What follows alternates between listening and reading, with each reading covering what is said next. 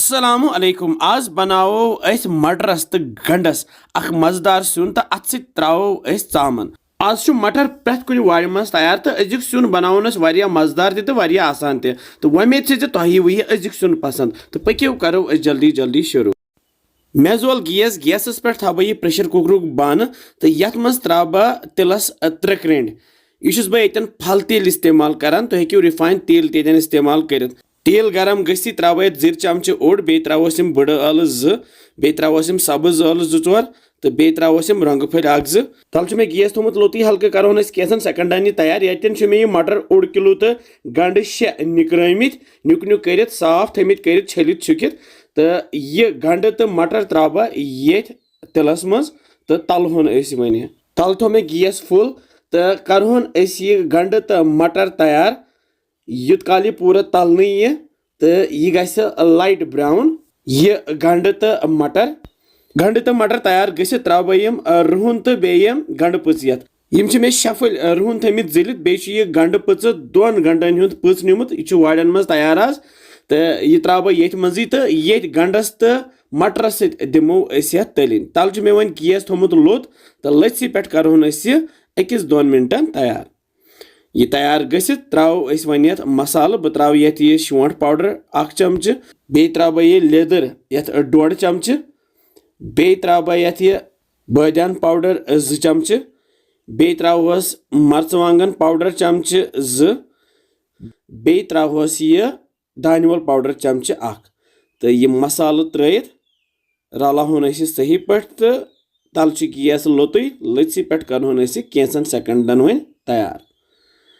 तो कह second गसित throw one आब ये त्रो मे आब लीटर 1 ज्यादा आब त्रो कह तिज अत ज्यादा रस कर ये त्रो बह नून 2 चमचे नून कूत तुम खेवान तमे हिसाब त्रो तुम अत दिमो खलन यप मे 1 किलो चामन थमज गोथ फुकर दिथ लेदर आबस मज पत तज मे यह तो वन यह तैयार अमे पत त्रोहन यह चामन ये सिनिस सत चामन तलो अस पज चामन तलित त्रावन तरनिस आबस मज अमे सत यह आब अचान ये चामन अंदर तो यह पत हुनान चामन ये सिनिस मज त्रित अनो ढकन तो ये थो पे ढकन तो दिमो स्टीम 3 to 4 सीटी दिमो युत काल यह तैयार वन गस यह सीटी नेरान तो 3 to 4 सीटी लगित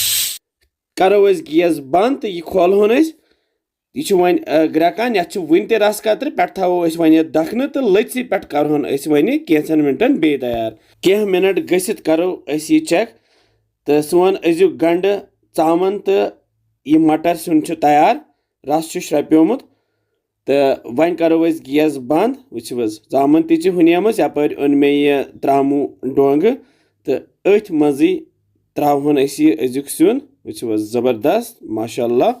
यह सिउन हेको जल्दी जल्दी फटाफट बनत तो खेत बतस सत तो इंशाअल्लाह अत मज तो सारी करन तारीफ त अगर तुह रस पसंद तो हेक्यू ये रस कतर अलावे पहम थवित या अगर तुम खुशक खुश गसान तो हेक्यू इथे कन चत सत खेत तो वमेद तुह यह अजुक मटर चामन तो गंड सिउन पसंद आमुत तुह तह बनजो बे वनान किस बसान तुम सान रेसिपीज इंशाअल्लाह समखो बे कैसन मजेदार रेसिपियन सत तुह थो पन ख्याल बिहव रबस हवाल।